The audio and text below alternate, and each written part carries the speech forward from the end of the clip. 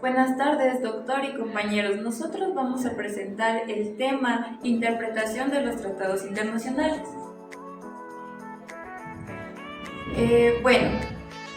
Hoy yo les hablaré de los fundamentos, planos, escuelas clásicas y aplicación en el Ecuador, de la interpretación de los tratados. Como primer tema les voy a platicar sobre los fundamentos.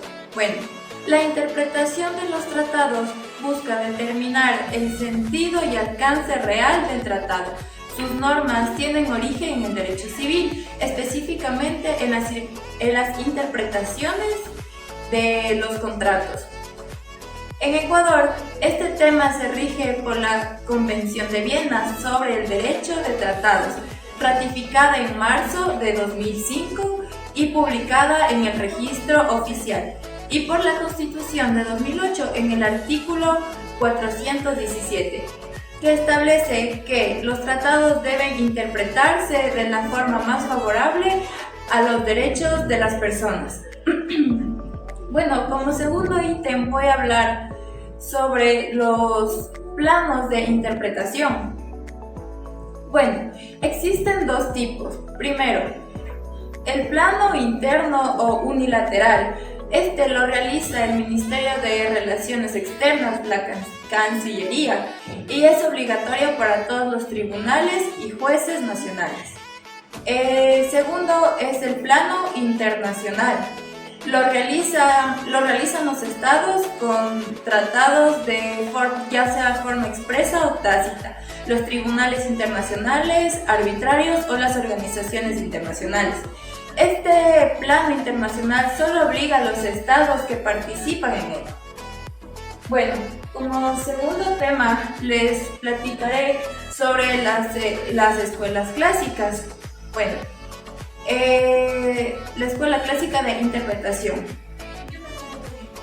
Les voy a hablar sobre el método objetivo textual, que este se basa en el texto, gramática, vocabulario y efecto útil del tratado.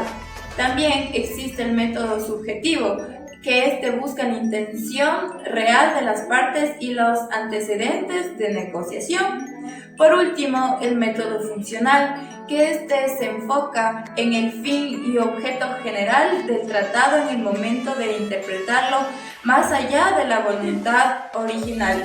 Y por último, les explicaré la aplicación en el Ecuador.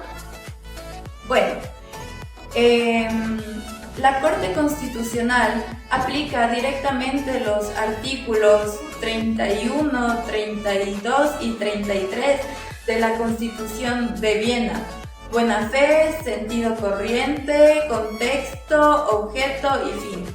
Al revisar la constitucionalidad de los tratados, este se observa claramente en los dictámenes sobre tratados de inversión y de derechos humanos, donde prioriza la armonía con la Constitución y el principio pro persona. En resumen, les puedo decir que en Ecuador la interpretación de tratados es un proceso vinculante guiado por buena fe y nuestra Constitución. Gracias. A continuación les hablaremos en cambio sobre el marco legal de la Convención de Viena. Estos son los artículos que nos ayudan y que están ratificados en nuestro país para ver todo lo que son los tratados internacionales y su interpretación, desde el artículo 31 hasta el 33.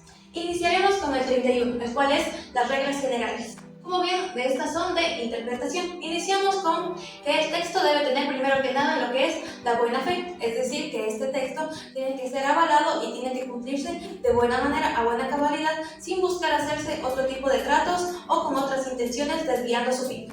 Aparte de esto, tiene que seguirse según el sentido normal de las palabras, es decir, en su sentido corriente y textual, es decir, sin interpretaciones extensivas. Continuamos con considerando su contexto. En esto queremos decir considerando para qué se está haciendo este tratado, y en ello vamos a su objetivo y su fin del tratado. En continuación, en nuestro país vemos que también existe sobre todo una énfasis en lo que es la buena fe.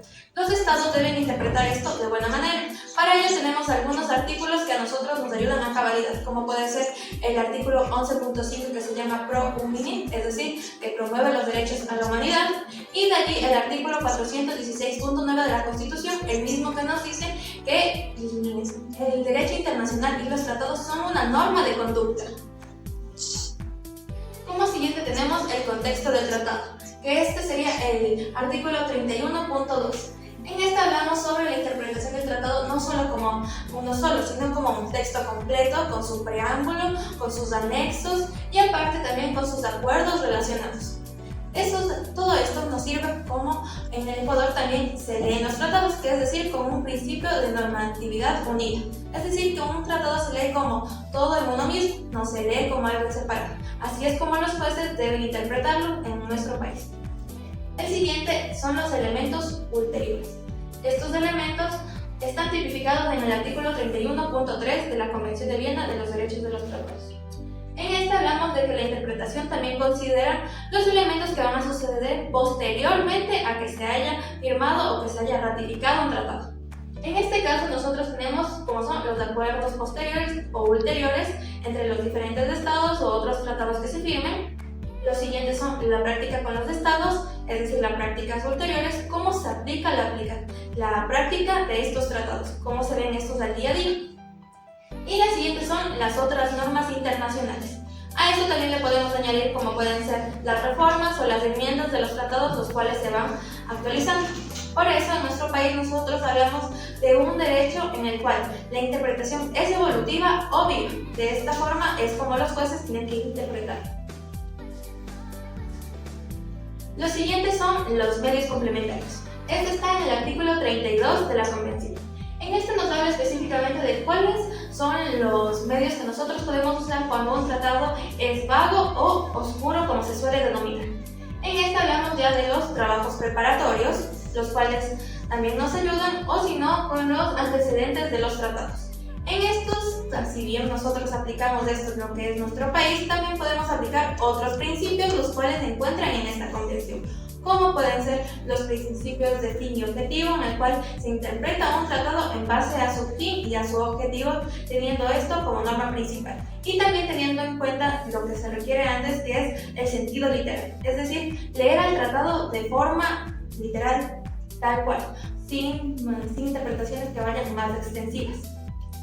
También podemos recurrir a otros principios como pueden ser el convencional, en el cual hablamos más de cómo se interpreta un tratado cuando este fue emitido por una organización internacional y la interpretación que este mismo da sobre este, podemos recurrir también a esa interpretación. Y así con algunos diferentes principios que nos ayudan en todo esto. Por ello es que los jueces de Ecuador tienen que interpretar apoyándose en estas, pero no simplemente tomando o considerando estos medios complementarios como un todo o como un tratado en sí.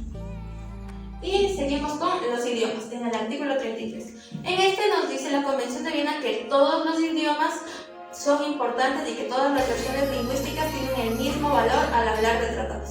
Lo que sí siempre se va a buscar es que tenga una mayor coherencia a la hora de poder entender estos tratados. Y finalmente, la obligatoriedad. La obligatoriedad de los tratados se encuentra específicamente en la mismísima Convención de Viena, en el artículo 22. En este nosotros hablamos sobre lo que es la pacta sunt servanda. Esto quiere decir acuerdo pactado, acuerdo que se debe cumplir. Esto es lo que a nosotros nos ayuda. Además de que se puede considerar que esto también es parte del derecho consuetudinario. Es decir, que se tiene que tener en cuenta en todo momento como una costumbre, porque incluso estados que no han ratificado esta convención siguen todas estas normas de interpretación como una guía. Por ello es que los tratados, si bien no son algo que todos los estados tengan que ratificar por gusto, son algo que sí o sí, cuando ya se ratifican, tienen que cumplirse de forma obligatoria. Además, en nuestro país tenemos otras normativas, como puede ser el artículo 424, 426 de la Constitución, los cuales nos hablan de que incluso cuando se habla de derechos humanos, siempre se va a buscar el que sea mejor, el que esté más acorde a los derechos que nosotros buscamos proteger. Incluso si estos van más allá de la Constitución, nosotros podemos apoyarnos de los tratados. Muchas gracias. Ahora bien, yo les voy a hablar sobre los principios auxiliares y reglas de interpretación especial en el derecho internacional, especialmente aplicados a la interpretación de los tratados. Antes de empezar, es importante analizar que además de las reglas establecidas en la Convención sobre los Derechos de los Tratados Internacionales, en la Convención de 1996, existen otros principios que se han desarrollado a lo largo de la historia a través de la jurisprudencia internacional y por decisiones de los tribunales internacionales. Ahora bien, el primer principio es el principio del sentido ordinario y natural de los términos, el cual significa que las palabras del tratado deben entenderse según su significado común. Esto es muy importante, ya que muchos tratados no siempre son redactados por juristas, por lo que las terminologías no siempre son completamente técnicas. El segundo principio es el principio del contexto, el cual establece que los términos no deben interpretarse de forma aislada, sino conjuntamente del tratado. Esto ayuda a averiguar el sentido del texto, el contexto, las partes y la relación que existe entre ellos para obtener un mejor significado. El principio relevante es el principio de conformidad con el objeto y fin del tratado, el cual indica que la interpretación debe respetar el propósito por el cual los estados están celebrando el tratado. Es decir, que la interpretación debe asegurar que el tratado cumpla su objetivo principal. Otro principio es el principio de la conducta ulterior de las partes, el cual significa que la forma en que los estados actúan después de firmar un tratado es muy importante, ya que este sirve como referencia para ver cómo ellos tomaron sus obligaciones. Otro principio es el principio in dubio mitis, el cual no está recogido en la Convención de Viena, pero se aplica en la práctica, el cual significa y establece que si un término es ambiguo, debe preferirse el menos restrictivo o el menos oneroso. Finalmente, un punto clave es la pluralidad de idiomas, el cual significa que si un tratado está redactado en diferentes idiomas, pero el contexto indica lo mismo, todas las versiones tienen igual autoridad. En caso de diferencias entre traducciones, se debe aplicar la interpretación que mejor le favorezca a todas las versiones y permita tener un significado común.